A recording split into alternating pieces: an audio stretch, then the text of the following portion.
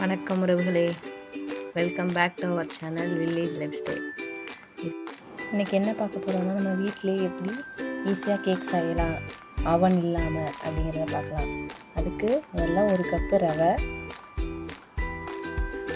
அதே கப் அளவுக்கு அந்த கப் அளவுலே 3/4 கப்பு சர்க்கரை, அதில் 2 பீஸ் ஏலக்காய் போட்டு நல்லா ஃபைன் பவுடராக அரைச்சி எடுத்துக்கோங்க. அதுக்கடுத்து நம்ம ஏற்கனவே சொன்ன அந்த கப் அளவுக்கு அதே கப் அளவில் 1/4 கப் அளவுக்கு பட்டர் நம்ம எடுத்துக்கலாம். அதை டபுள் பாயிலிங் மெத்தடில் லிக்யூட் ஃபார்மேட்டுக்கு பட்டரை மாற்றிக்கலாம். அதுக்கு ஒரு பவுலில் சுடுதண்ணி ஆட் பண்ணி அதுக்கு மேலே அந்த பட்டர் இந்த பவுலை வச்சு லைட்டாக ஸ்பூன் வச்சு கிண்டிட்டீங்கன்னா அந்த லிக்விட் ஃபார்மேட்டுக்கு அந்த பட்டர் கன்வெர்ட் ஆகிடும்.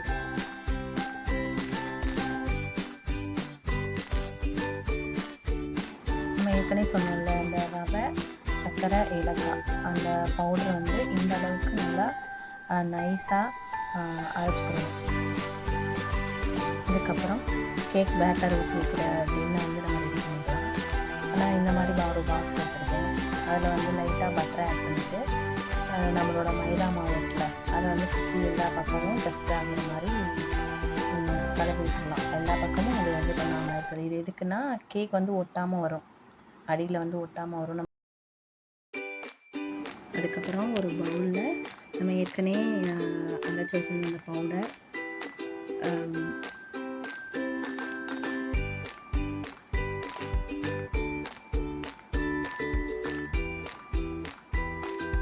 அதுக்கடுத்து 1 கப் மைதா, எந்த கப்பில் நம்ம மெஷர்மெண்ட் அளவுமோ அதே கப் அளவுக்கு 1 கப் மைதா ஆட் பண்ணிக்கலாம்.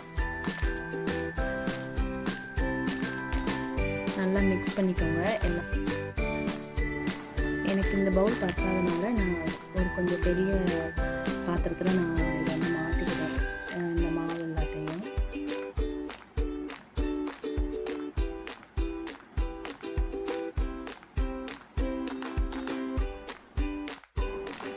½ டீஸ்பூன் பேக்கிங் சோடா சேர்த்துக்கலாம். அப்புறம் ஒரு டீஸ்பூன் பேக்கிங் பவுடர் சேர்த்துக்கலாம். பேக்கிங் பவுடர் சேர்த்து நல்லா மிக்ஸ் பண்ணி விட்டுருலாம். நல்லா எல்லா பக்கமும் சேர்த்தாக்க நல்லா மிக்ஸ் பண்ணி விட்டுருலாம்.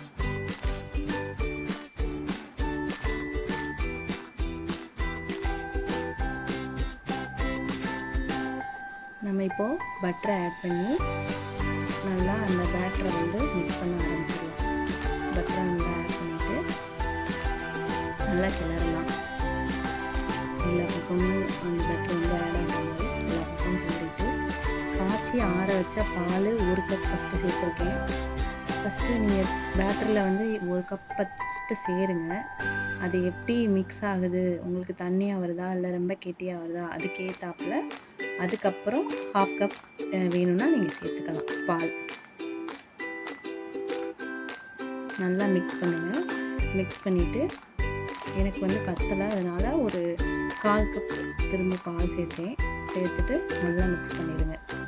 நல்லா நீங்கள் மிக்ஸ் பண்ணிவிட்டு அதோட பேட்டர் நல்லா பபிள்ஸாக வர ஆரம்பிக்கும். ½ இன்ச் உப்பு சேர்த்துருக்கேன். அதோட ஸ்வீட்னஸ் இருக்கனால கொஞ்சம் என்ஹான்ஸ் பண்ணி கொடுக்கறதுக்காக நான் உப்பு சேர்த்துருக்கேன். இது நம்ம கேக் டீன் டஸ்ட் பண்ணி வச்சுருந்தோம்ல, அதில் மாற்றிக்கலாம். இந்த பேட்டரை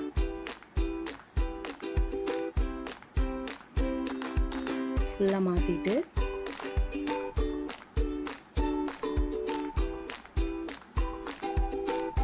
செட் பண்ணிக்கலாம். அதுக்கப்புறம் ஒரு 10 மினிட்ஸ் குக்கரை பெல்ட்டு விசில் போடாமல் உள்ளே ஏதாச்சும் ஒரு ஸ்டாண்ட் வச்சு ப்ரீ ஹீட் பண்ணி வச்சுக்கோங்க. அடுப்பு சிம்மில் இருக்கணும். அந்த ஸ்டாண்டில் நம்மளோட கேக் டின்னை வச்சுட்டு குக்கரை க்ளோஸ் பண்ணிடலாம். க்ளோஸ் பண்ணிவிட்டு ஒரு 45 மினிட்ஸ் சிம்மில் வச்சு விசில் பெல்ட் எதுவும் போடாமல் சிம்மில் வச்சு எடுத்து பார்த்தா இந்த அளவுக்கு பேக் ஆகிடுச்சோம். நீங்கள் பேக் ஆகிடுச்சாங்கிறத செக் பண்ண இந்த மாதிரி ஒரு ஊசியை நடுவில் குத்தி பார்த்தீங்கன்னா ஒட்டாமல் வந்துட்டால் அது பேக் ஆகிடுச்சு அப்படிங்கிறது அர்த்தம். ஓகே, நம்ம இப்போ எடுத்துடலாம். எடுத்துகிட்டு கொஞ்சம் நேரம் ரூம் டெம்பரேச்சரில் கூல் பண்ணுங்கள் கேக்கை.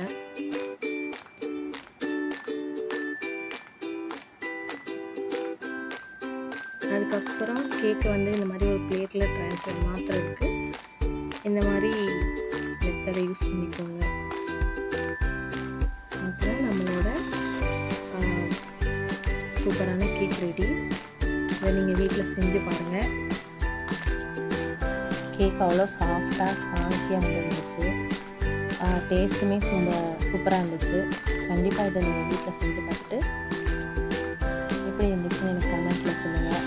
இந்த வீடியோ உங்களுக்கு பிடிச்சிருந்தா சப்ஸ்கிரைப் பண்ணுங்கள், லைக் பண்ணுங்கள், ஷேர் பண்ணுங்கள். இன்னொரு வீடியோவில் பார்க்கலாம்.